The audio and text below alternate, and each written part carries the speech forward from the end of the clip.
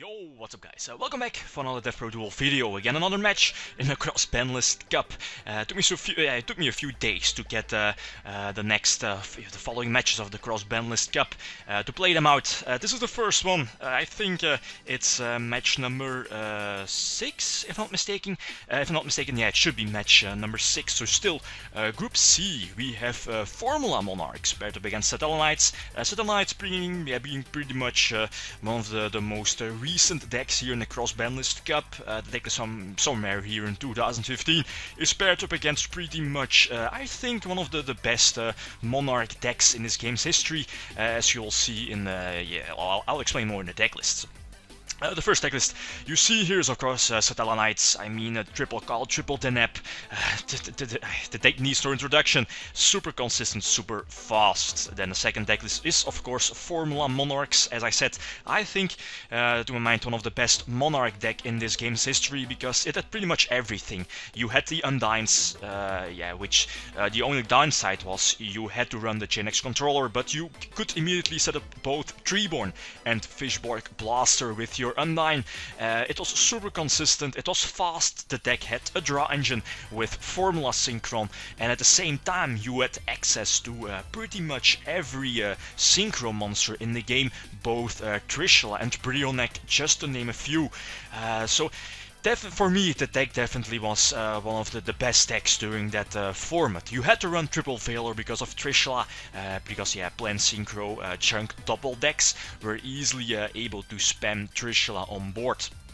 So which deck has the advantage here? It's definitely Satellarknights. Satellarknights, they are faster, much more consistent, and they main deck both Rhapsody and Dweller, which are pretty much generic rank 4 exceeds, generic outs for Treeborn and Fishborg. So if I let my opponent set up with both either Dweller or Rhapsody, it's pretty much game over. And I mean, know how fast the Satellarknight deck is. I don't think Formulas can win this one. Yeah, also Light and Darkness Dragon back then was pretty much an MVP, and seeing the deck does run triple call, the Stellanova, it's also breakthrough skill which can be banished from the grave. It's just too good against my MVP, which is Light and Darkness Dragon. So hop in the first duel.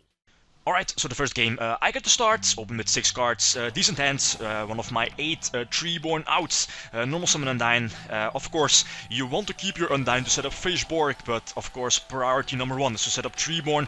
My hand is decent, I mean, this is possibly first turn Light and Darkness Dragon already. He sets 3, excellent for Mobius. He does have the warning, which is all good. I mean, if he summons a monster next turn, I can just Econ or Soul Exchange it and get Light and Darkness Dragon on board, which was pretty much a game back in 2011. But we are playing against a deck in 2015. The power creep is pretty much relevant. Thanks to Unuk, he's able to set up his Denep, so we kinda can expect a Call of the Haunted or the Oasis. The standard combination move with any control, he makes a good move, put his monster face down, so I think I have to burn a Soul Exchange. He makes a very nice read, calling the Light and Darkness Dragon here with Mind Crush. It's a very good read. It's pretty much a turnover here in the duel, since now he does not have to deal with Light and Darkness Dragon. I can't get this Reborn effect, and now he's just able to go for a Trevor, which is pretty much one of the best exceeds the deck has. I think he discarded my Mobius. So special summon Treeborn again. Go for Ryza, again a nice out for Trevor, but he does have the Torrential Tribute. Trevor triggers, again he gets some shenanigans scoring during his turn. Again, one of the big advantages the Satellarknight deck has is that he can set up during my turn. And now I don't have Fader, and Maxi I think wasn't released back then. I could be wrong, but I don't think so. The deck was just running 3 Valor and no Battle Fader, so he can just attack for game. My opening hand is kinda decent. Again, you had Fishborg Blaster, you had the Formula Engine that you would be able to discard your useless dead cards, like, you know, the trash hands. If you're playing Frogmonarchs, you either open all Tributes or all Frogs, so if you're able to set up your Fishborg Blaster and your Formula Synchron Engine, you can just discard your useless cards, and that's definitely one of the reasons why I think this deck is pretty much one of the best Monarch decks. He makes a good move here. He puts my Fishborg face down, so I think I have to. I think I used Lavava Chains Effect to put Light and Darkness Dragon on top of my deck. Again, it's pretty much one of the cards I need, and at the same time, I can't let him set up either Rhapsody. Dreller is not a big threat because of the Soul Exchange, but I think he's able, due to Oasis, he can get Alter on board Vega, Deneb, he can again make any Exceed he wants to go for. He goes to Castel, makes a good move indeed. So my Light and Darkness Dragon now is gone, not on the top of my deck. He goes for Dreller. If I would have been able to draw a Monarch, I would have been pretty much live, although again, he has Oasis, he has an Altair. So I do have Gorz, but Gorz is not going to save me because again he can go for Deltaros. Doesn't really matter. He goes for a bit of damage. There's no point keeping the Gorz in hand here to prevent myself from getting more damage.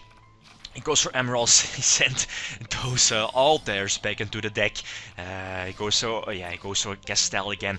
And now, I draw into the second swap, though. This is game over. The Dweller pretty much blocking me out of the duel. And it was kinda expected.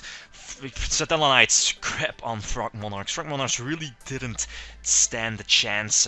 It's pretty, again, 21 traps. It's no chance.